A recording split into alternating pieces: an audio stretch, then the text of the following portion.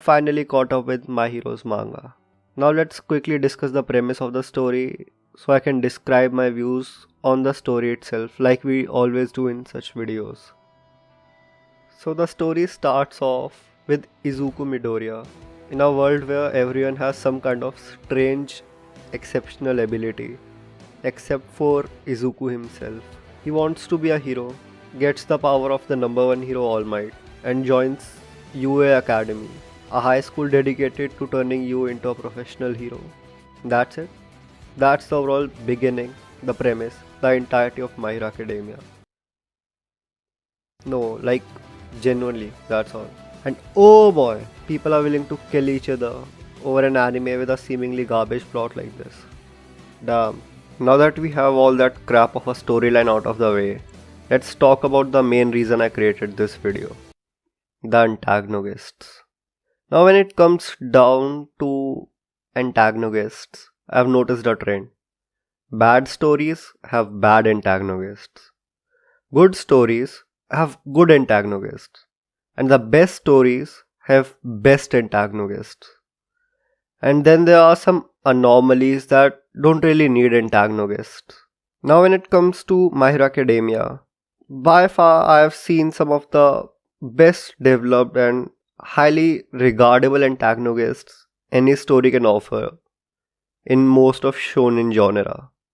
From the moment they are introduced in the story, the antagonistic forces don't hold back. Every time the primary antagonist, Tomura, is on screen or on a panel, he sort of discharges evil throughout the atmosphere.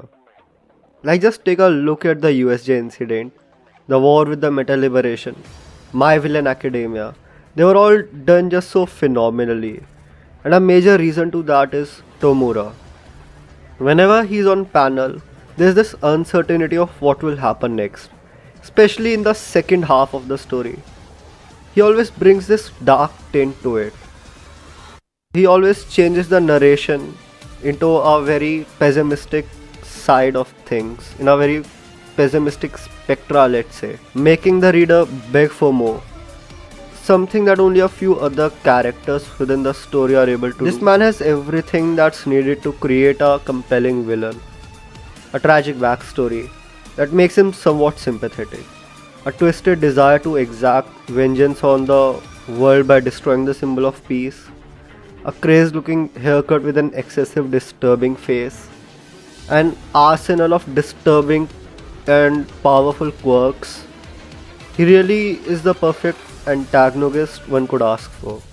Apart from Shigaraki, my favorite villains by far within the realms of My Hero are Twice and Darby.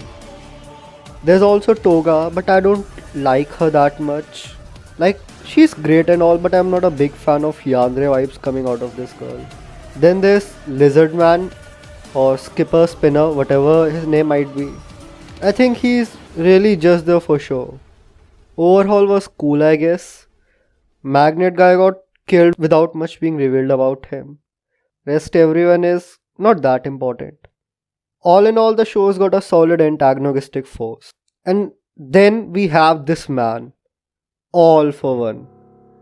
This one guy, I don't really know how to describe. I'm not even sure whether to categorize him as a villain or as a plot device.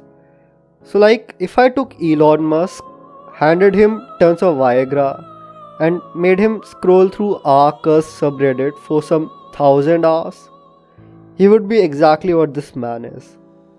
The symbol of evil and the big bad in My Hero Academia. The master to Shigaraki and the guy with all sorts of crazy boner abilities. I believe that sums him up really well. Yep, that's all for one for ya. My Hero Academia does one thing really well, and that is presenting to you characters that are always likable and many times relatable. Even the ones that aren't a part of the main limelight. And I don't just mean the main characters of the story. I mean pro-heroes, villains, students, anti-heroes. Just whatever you can throw at the faces of the audience. They all have such well done character build-up that you can't help but appreciate what the author did. Like there's Kirishima Bakugo. A fan favorite who is very talented and skilled alongside his Sigma male grind set.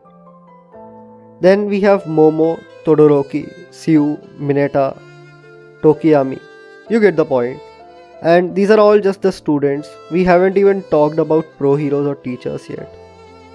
Though I would like to point out one of my major criticisms for the story is its too much focus and attention to these side characters who oftentimes will end up becoming NPCs and will be later on forgotten. It's quite often just annoying and it deviates from the main storyline and really doesn't contribute anything. And a major reason why a lot of people don't like the pacing is thanks to this very factor. Another problem I have with the story is the insignificance of its main character. He is extremely easy to replace and can be taken out of the story at numerous occasions. And it won't really change much. This is especially prominent in the first half of the series, when he is just there to feel weak or worse, to get himself hurt by blowing his fingers. I mean, that really gives us a bit of an extreme sense of determination or character depth, let's say. But still, this is a hella weird way to give your character literally any depth in a shonen. And the weirdest part is that this isn't even a life or death situation. This is plainly stupid. Oh yeah, so back on the track. In My Hero, you've got characters like Bakugo, Todoroki, Mirio. These are all characters who oftentimes manage to take away the limelight from the main character, which is what I'd call a dumb thing to do if you are an author. Now, I'm not saying that Hirokoshi is stupid. I'm sure he knows what he is doing and he must surely have an alternate reasoning behind all this. I'm just saying that your main character is the driving force of your story. He is the reason your story exists with the set perspective in the first place. He should be the one carrying the plot forward through his actions. If a said character with literally just 10 to 12 episodes of build up can just go and take a piss on your main character's limelight, you seriously got a major problem there. I honestly feel as if the problem isn't with Midoriya though, it's actually with how we all perceive him. But whichever the case is, he still isn't a great protagonist. And most of his significant character development really comes after the My Villain Academia arc. And even then, he has these moments that almost cripple away all the build-up he had. Now let's talk about pro heroes, the second most important casting after the students, and one thing that keeps the society alive and standing within the MHA world, let's say. So, in the beginning of the story, you've got All Might as the number one hero within the world, the mentor to Deku, and a major driving force within the initial plot. Him being the only person on the planet with a quirk transferring ability, and the entire aesthetic of symbol of peace and the responsibilities of being a hero. It was All Might who told Izuku about All for One, the ultimate evil within the story. All Might was the person who handed down the quirk onto Midoriya. He was the first man to recognize his talent and his willingness, the way he would go to any lengths for saving someone. His presence and absence both as a symbol and as someone to look up to really pushed the protagonist and all the other supporting cast in some very major ways. Apart from All Might, I really rejoiced with Endeavor, Aizawa and Hawks. Each one of them have a strong backbone layout to their designs, along with well done and well anticipated past, present and future vectors. Like with Endeavor, you have the Star Wars thing going on. Aizawa has this mentor kinda role. I get this feeling that he will be the next principal of UA. I could be off on that. Then there's Hawks. The way he does things, he might just end up being the next chairman of Public Safety Commission. That'd be cool. My personal favorite when it comes to pro heroes is Sun Eater. Tamaki Amajiki. Great, I butchered another name. Even though he would classify as a student, the way he does things, it just makes him a cut above the rest. Another character who's just like Amajiki is Mireo Togata. He too is just as good, if not better than Amajiki, in terms of using his strengths and balancing out his weaknesses. And even though, just like Sun Eater, Lemillion as well just classifies as a student, their hard work and genius like qualities force me to consider them as pro heroes. One thing I like about MHA is its character layout. You've got three main groups of focus within the narrative: the heroes, the students, and the villains.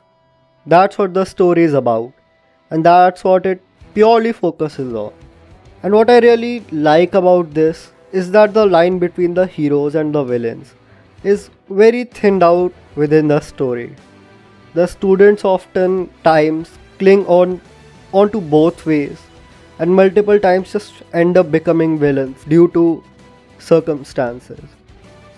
Now I would like to rectify that this isn't a new trope, and I think this has been used multiple times before. A prominent example being X-Men and how they handled things. Heck, oftentimes the pro heroes end up as villains as well. There is a huge portion of the cast that lies within a grey area rather than within the bounds of plain black and white, like how they do things in the main timeline of Superman, which just makes them all even more humane and relatable to the reader. Okay, so I'm going to cover a spoiler from the manga for you guys here. So if you haven't seen that part from the anime or haven't read it in the manga, you have been warned. So 1, 2, 3, here we go. Take Endeavor for example, the current number 1, the successor to All Might, who abused his family in order to get the desired outcomes and to surpass the wall that stood in front of him, which was All Might all along. Then when he finally attains what he wanted, he isn't satisfied with it anymore. He doesn't want it anymore. In fact, he realizes and accepts the mistakes he committed and then tries to fix them slowly, trying to redeem himself within the minds of his wife and children. He carries a scar over his chest, the death of his son Toya. He considers it to be his own fault. He considers himself the cremator of his son Toya. Toya is dead cause of him, and all that's left now is Darby. And to Endeavor, that's his biggest scar. And to make matters even worse, Darby isn't your everyday thief. He's a major antagonist within the story, and a villain creating this Star Wars like situation that Endeavor is just stuck with it. Then the entire thing with Hawks and Lady Nagant being nothing but pawns to the Public Safety Commission. Another example to this is Twice, a major antagonist within MHA, who is supposed to be a sick and twisted villain, but was actually a really good individual despite having committed multiple crimes including kidnapping, murder and terrorism. One thing I really hate in Boku no Hero Academia is the unnecessary amount of filler and useless school related lame stuff that is in the manga and the anime.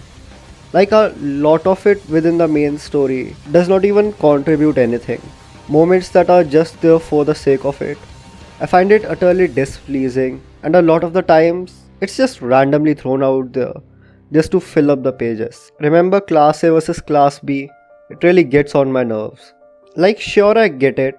These are also people that exist outside the main character's perception within a story. But you really don't have to shove them in the reader/viewer's face 24/7. They aren't the main focus. They aren't going to contribute anything. Another thing that strikes me as annoying is my hero's fan base. Now I get it that a manga has nothing to do with its fan base, but the kind of crowd MHA attracts is, oh boy.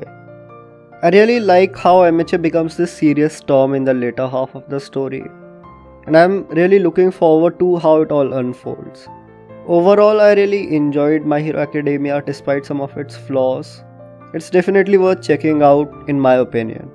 If you are completely new into manga and anime, and even though it has a lot of problems in its narrative, it still manages to deliver work that at times is just sweet and well done. These are my views on My Hero Academia. If you guys enjoyed the video, consider subscribing to my channel. Also click on the like button, I'll greatly appreciate it. Tell me in the comment section what you really think about My Hero Academia, and if there's something other you'd like me to talk about. Hope you all had a fun time, and peace.